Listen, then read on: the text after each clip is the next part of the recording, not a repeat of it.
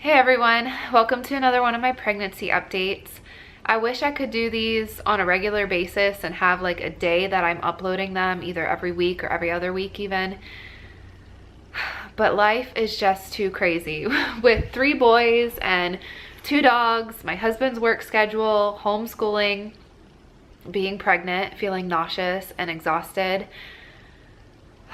I just can't commit. I just cannot commit to having a video up on the same day every week. So I'm just gonna post these as I'm able to. Today I had a doctor's appointment, so I thought it would be a good day to do an update. If you watched my first pregnancy update, you'll know that I've been being tracked via ultrasound every couple weeks for a bleed that they found. I initially found out about this because I had a random gush of blood, just a little bit, not even a lot, but it was bright red, so it was shocking. And I ended up, it happened on Labor Day weekend, so I had to wait to get in. But I got in as soon as I could, had an ultrasound, and thankfully everything was good with the baby, but they found the bleed. And so ever since then, they have been tracking me and making sure that the baby's still doing good, and also just keeping track of the bleed and the size of it.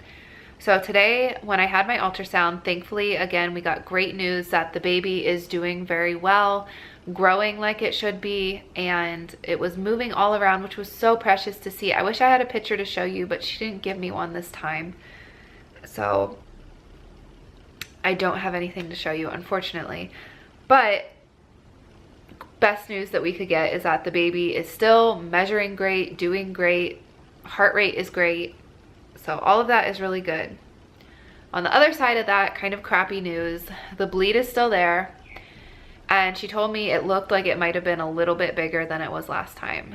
I don't really know what that means. She didn't give me like, she just said a little bit. And so then she also told me that there's nothing that they can do about it, and there's nothing that I can do about it.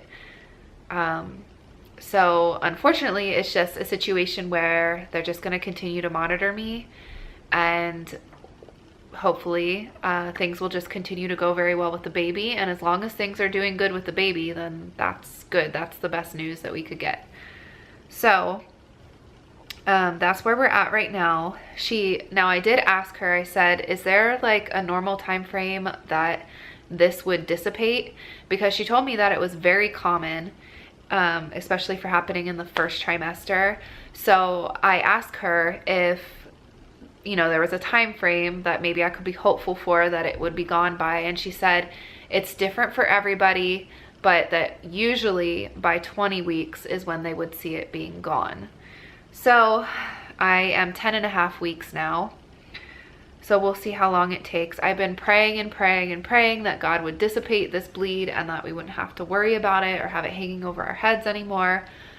But I mean, he's in control, and ultimately I trust him. So I didn't like the news that I got today about the bleed. Obviously I love the news about the baby, but not about the bleed. But I'm just gonna keep trusting and praying and being hopeful that it will be gone. I'm gonna keep praying again that by my next appointment that I will be able to hear that it's gone, or at least that it is getting smaller. She did say because it is still there, obviously at any point in time I could have bleeding again. I had my initial gush, and then I had spotting. Then it went away for like a day, and then it came back in spotting. I spotted for quite a while, and then it has now been going in between. Like I don't have anything for 3-4 plus days at a time, and then I'll have a little bit of spotting for a day, and then I won't have anything for 3 or 4 days at a time again. So I've had very, very little bleeding over the past 2 weeks. And I have mixed feelings about that, because I know that the bleed is there and it needs to either absorb or come out. And so I kind of wish that it would just come out and just get out, like just get out of here and leave me alone. So just praying that it just one way or another that I can get rid of it. Now she did say if I do have bleeding, there's a good chance it's because of the bleed, but that I still need to take precautions, and that if I have it, they want me to come in and get an ultrasound as soon as possible after seeing bleeding, if it's bright red. So just all that we can do is just pray and trust in God and just keep on waiting. So that's where we're at with that. Now, as far as food goes, carbs are my friend. Carbs, I feel like this is very reminiscent of a lot of women that struggle with nausea, is that when they're pregnant, is that carbs are helpful. So things like a half of a bagel, a piece of toast, eggs usually sit pretty well with me, though I don't always feel like having eggs. If I'm feeling like I could eat eggs, they usually sit well with me. Pizza is still great. I can still keep pizza down just fine.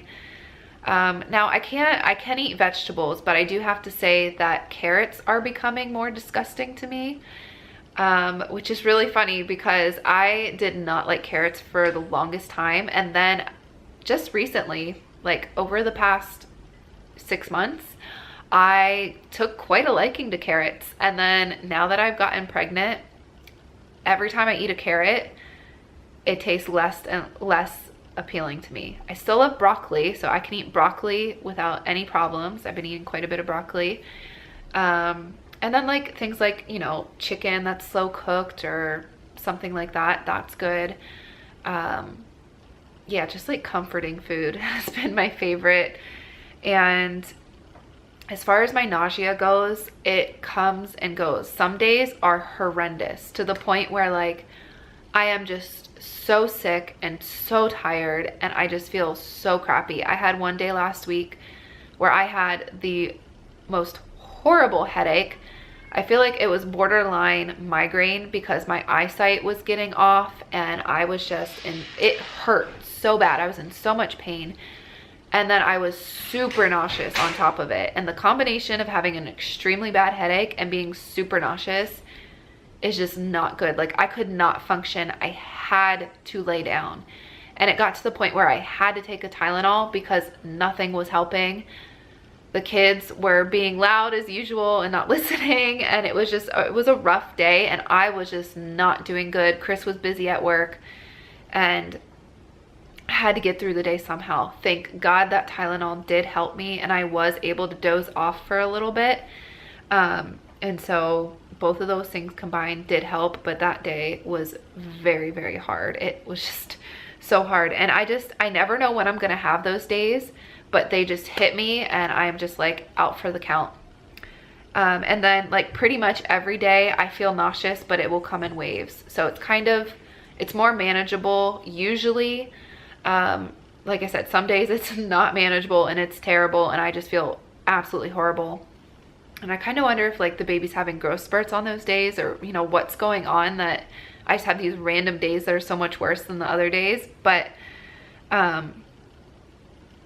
yeah, so that's been going on with that. Now, as far as my weight goes, I've been maintaining my weight, which I'm so thankful for because like I said, carbs are my friend right now. And